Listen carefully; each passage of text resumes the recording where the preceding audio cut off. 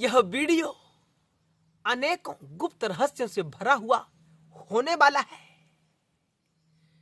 बहुत से दर्शक कहते हैं कि आप सांब सदाशिव का प्रचार प्रसार खूब करते हैं। क्या ओम नमः शिवाय मंत्र इससे कम शक्तिशाली है? हम जानना चाहते हैं। दर्शकों, यह वीडियो ओम नमः शिवाय की साधना करने वाले साधकों के लिए अमृत के समान होगा। ऐसे 6 गुप्त खुलासे हम इस मंत्र के करने वाले हैं जो आपने कभी पहले नहीं सुने होंगे। सुने भी होंगे तो इस ढंग से नहीं सुने होंगे।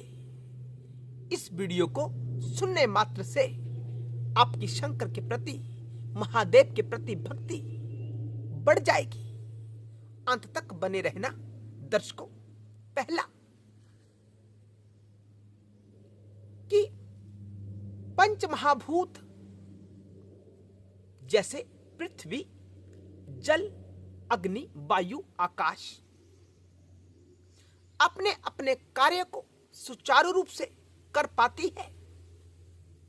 वह मंत्र, यही षडाक्षर मंत्र ओम नमः शिवाय है। धरती सबको धारण करती है।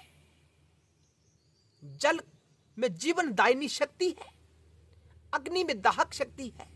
वायु में प्राण शक्ति है, या एक स्थान पर दूसरे स्थान पर ले जाने वाली शक्ति वायु में, और आकाश में सबको खाली स्थान प्रदान करने की शक्ति ओम नमः शिवाय मंत्र के प्रताप से ही है। दर्शकों, शंकर का भक्त किसी न किसी ढंग से अलख जगा ही लेता है। उसका अपना ढंग होता है। चाहे प्रकृति या उसका जीवन कितने भी विघ्न या बाधा उसके जीवन में उत्पन्न करे, लेकिन बाबा का भक्त अपनी अलख अपने ढंग से जगा ही लेता है। आप भी महादेव के भक्त हैं, इसलिए तो वीडियो सुन रहे हैं। तो ओम नमः शिवाय के प्रताप से ही पंच महाभूत अपने कार्य को संपन्न करने के लिए सामर्थ्यवान है। तो आप ओम नमः शिवाय का जाप करते रहें। कोई कितना भी कहे ना करें ना करें, आपको करना है, करना है, करना है। दूसरा महाखुलासा कि जो यह मंत्र है, यह हमेशा से सिद्ध रहता है, स्वयं सिद्ध है। कहा जाता है कि गुरु से मंत्र लेने की आवश्यकता इसलिए होती है कि गुरु द्वारा वह मंत्र या नाम जप जपा हुआ होता है। उस गुरु के पास उस मंत्र का बल होता है। गुरु ने उस मंत्र को सिद्ध किया होता है, जागृत किया होता है। इसलिए जब हम उस मुख से, उस गुरु के मुख से उस मंत्र को प्राप्त करते हैं, तो उस मंत्र की शक्ति हमारे भीतर समाहित हो जाती है। ऐसा तत्व कि जानने वालों का मानना है।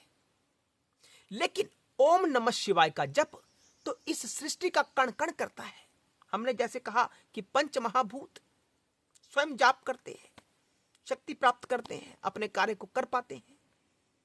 यह संसार पंच महाभूतों से ही तो निर्मित है। जब यह पंच महाभूत यानी संसार का कण कण ओम नमः शिवाय का जाप कर रहा है, तो यह तो सिद्ध है ही। हर कोई जाप कर रहा है। हमारा शरीर कहां से बना हुआ है? पंच महाभूतों से। पहले से ही जाप हो रहा है। और यह मंत्र शिव के मुख से निकला हुआ मंत्र है, कोई साधारण नहीं है। शिव जगत के गुरु है। यद्यपि आज हर कोई अपने नाम के आगे जगत गुरु लगाता है, लेकिन वास्तव में जो जगत गुरु है वह महादेव है, वह शंकर है। तीसरा महाखुलासा गुप्त है कि जब हम ओम नमः शिवाय मंत्र का जाप विधि विधान के साथ करते हैं, योग में बैठने का प्रयास करते हैं, अपने मन को, चित्त को एकाग्र करके शंकर की मूर्ति के सामने या भ्रिकुटी के मध्य ध्यान को एकाग्र कर जब हम ओम नमः शिवाय का जाप करते हैं, संसारिक विघ्न नहीं होना चाहिए, कोई भी एकाग्रता होनी चाहिए। जिस प्रकार शब्द आया ओम नमः शिवाय, तो शब्द के ऊपर ध्यान होना चाहिए। दर्शकों, कब साधक समाधि की अवस्था में पहुंच जाता है कोई नहीं जानता। तुरंत जितनी एकाग्रता होगी, यह मंत्र आपको तत्व में, आत्मा में स्थित कर देगा, आपकी समाधि लग सकती है। ये बड़ा खुलासा है तीसरा। दर्शकों, चौथा बड़ा खुलासा कि इस मंत्र का जाप करने वाले साधक के आसपास हमेशा शिव की शक्ति रहती है। जब शिव की शक्ति रहती है तो कोई आपका बाल भी बांका नहीं कर सकता, कोई आपका कुछ नहीं बिगाड़ सकता। कोई टोना टोटका, कोई कितना भी चाहे आपका बुरा करना, आपका बुरा नहीं कर सकता, क्योंकि आपके अगल बगल सुरक्षात्मक कवच जो शिव का होता है वो निर्मित हो जाता है। ओम नमः शिवाय मंत्र में इतनी शक्ति है। दर्शकों, पांचवा, मन शांत हो रहता है। आप देखेंगे बहुत शीघ्रता के साथ आरंभिक अवस्था में ही हमारे मन का जो अनावश्यक प्रयास है वो बंद हो जाता है। मैं आपसे पूछता हूं, कमेंट सेक्शन में बताएं, अगर आप ओम नमः शिवाय की साधना करते हैं कि क्या आपका मन भटकता है? क्या आपका मन कहता है कि मैं यह भी प्राप्त कर लूं, वो भी प्राप्त कर लूं? हमें लगता है, हमें आशा है, हमारा अपना अनुभव है कि सेटिस्फैक्शन, संतुष्टि भाव इस मंत्र के जाप करने से हमारे भीतर प्रविष्ट कर जाता है। अनायास हम नहीं भागना चाहते, अपने पास ही सब इकट्ठा कर ले हम नहीं चाहते। सबको अधिकार है इस शिव की नगरी में जीवन यापन करने का। सब खुश रहे, सबके पास पर्याप्त साधन हो, कोई भूख से ना मरे, कोई धन के अभाव से ना रह जाए। ऐसी भावना जागृत होती है। कैसे?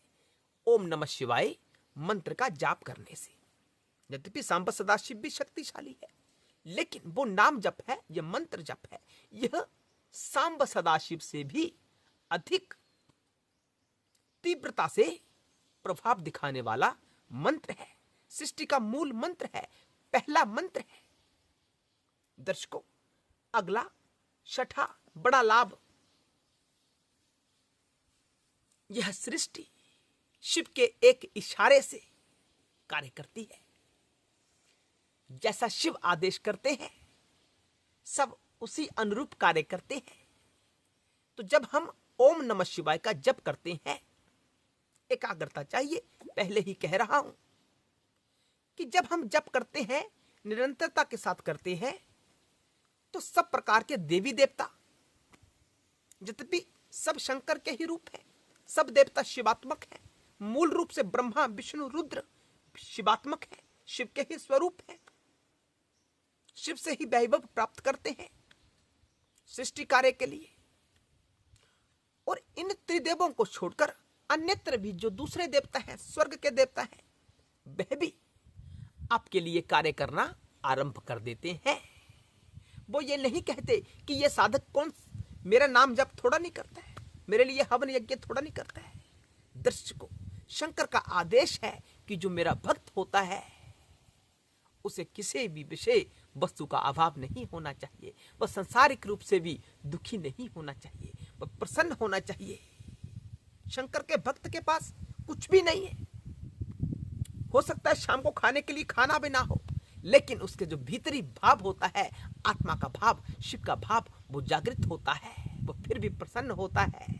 और शंकर व्यवस्था करते हैं। ऐसा शंकर का कोई भक्त भी तो होना चाहिए जो सब कुछ शंकर के ऊपर छोड़ चुका हो। हम शंकर की भक्ति भी करते हैं, लेकिन अपना सारा बल साधन एकत्रित करने में लगा देते हैं। हमने अपना व्यक्तिगत अहंकार रखा हुआ है, शिव के अहंकार को हम शून्य करके चलते हैं कि वास्तव में हम शिव का ही स्वरूप हैं।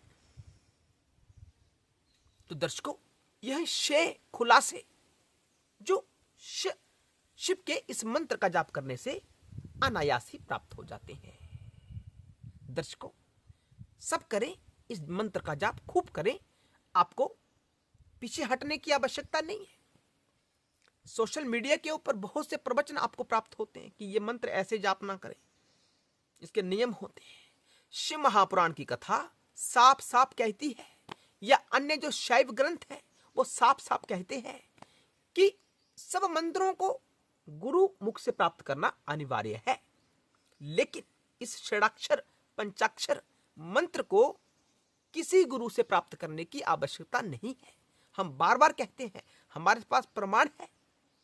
हम जो वार्ता इस चैनल के ऊपर कहते हैं वह प्रमाणित होती है। यद्यपि हम श्लोक का उच्चारण नहीं करते हैं, हमें संस्कृत का अधिक ज्ञान नहीं है, लेकिन हमारी प्रत्येक वार्ता वेद उपनिषद शास्त्र सम्मत होती है। यूं ना कहे कि हम यूं ही कह देते हैं, नहीं, ये शिव के भाव की वार्ता होती है, ये उपनिषद का ज्ञान होता है। हमारा ढंग अपना है समझाने का और दूसरे लोगों का अपना ढंग है। हमारे चैनल से जुड़े, अच्छा लगे तो शेयर अवश्य क्या करें। हर हर महादेव।